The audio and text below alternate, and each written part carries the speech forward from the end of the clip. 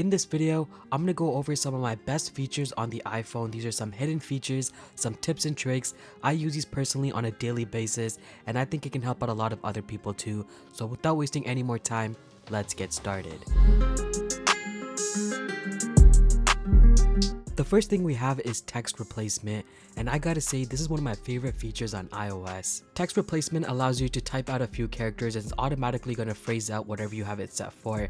So I currently have some email shortcuts, so I can just type out y at, and it's automatically gonna give me my Gmail address. So it just saves me time on typing something out, especially in usernames, account numbers.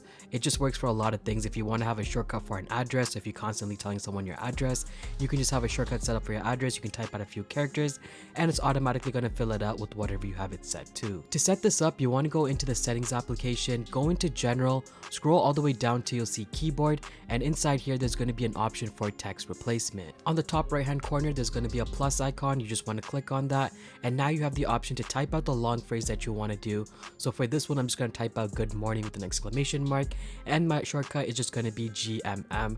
So whenever I type out GMM, it's automatically going to type out the phrase that I have set up. And as you can see, I just have to type out the shortcut and the phrase is going to be popped up. It works really well. It works really well with email addresses, and so on. It just saves you a lot of time when you're typing, especially if you use your iOS device for a lot of text inputs. This is going to be a game changer, so definitely check this one out. Next, I have reduce white points, and I have this set up for as a custom shortcut. So if I just triple click on the power button, it's automatically going to reduce the white point on my display. Have this set up, you want to go into settings, accessibility, and when you scroll all the way down, there's going to be an accessibility shortcut.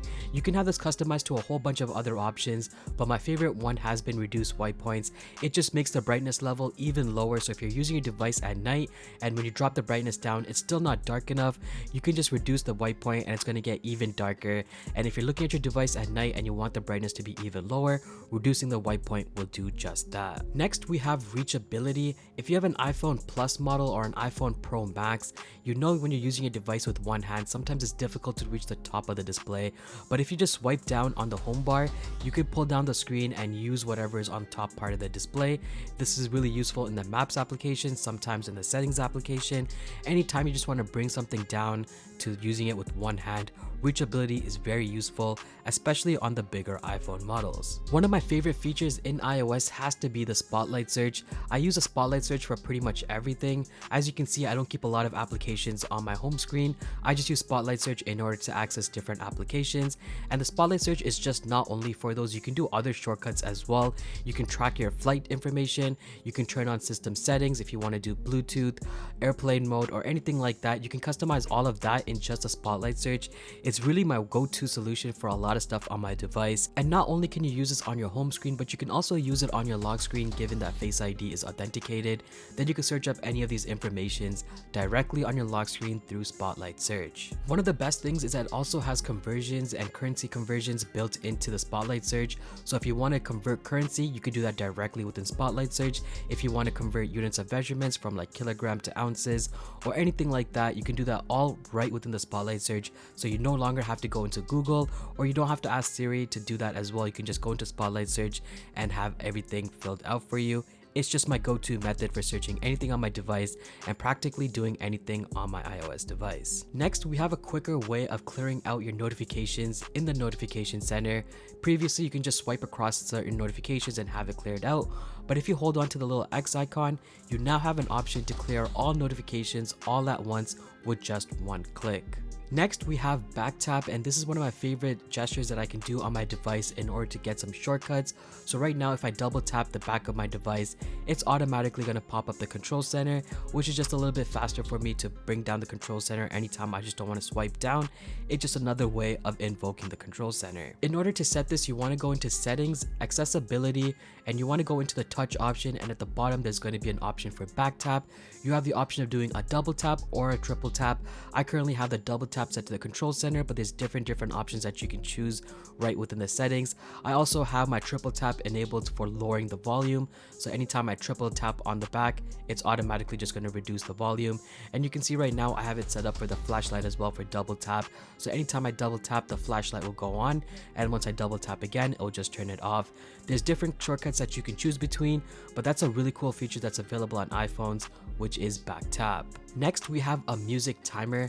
I personally listen to a lot of music before I sleep, but there is really no timer for you to set up when the music is going to stop. So next time you're ever listening to music, you can have your music in shuffle, and when you go into the clock application, you can set up a timer, and once you have that timer set up, you want to set it so it's going to stop playing the music when the timer ends.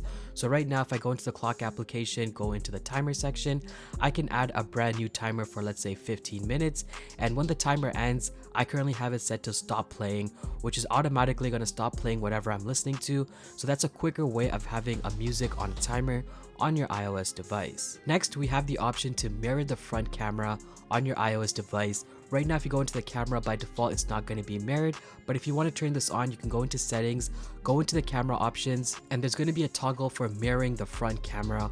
Once you have this enabled, whenever you're taking selfies, it's going to look exactly like a mirror, and personally, I think that's how the selfies should be. By default, this is not enabled, so if you want to go for that mirrored front camera, make sure you turn that on in the camera settings in the settings app. Next, we have the option to move the cursor wherever we want freely by just holding onto the spacebar, and then you can just move the cursor around anywhere you need to go. So if you have some grammatical errors or anything like that you have to fix, instead of having to tap into each little location, you can just hold onto the spacebar and move the cursor around. Another way of controlling the cursor is by just tapping on the cursor, and you can also move it around just like that.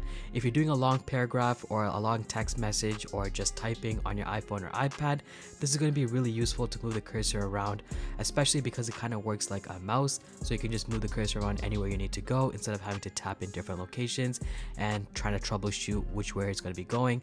This is going to be the easiest way to move the cursor around anywhere you need to take it. And finally, we have a faster way of multitasking on iPhone.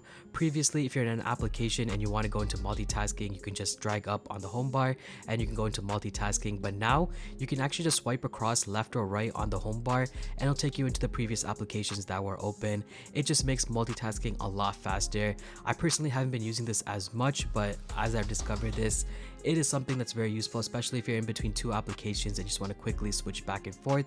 It's a lot faster by just swiping left or right on the home bar. And there you have it. Those are my favorite tips, tricks, and hidden features for iOS. If you have anything of your own, just let me know in the comment section below. But that's about it for this video. Make sure to give this video a big thumbs up, subscribe down below, and I'll see you guys in the next one. Peace.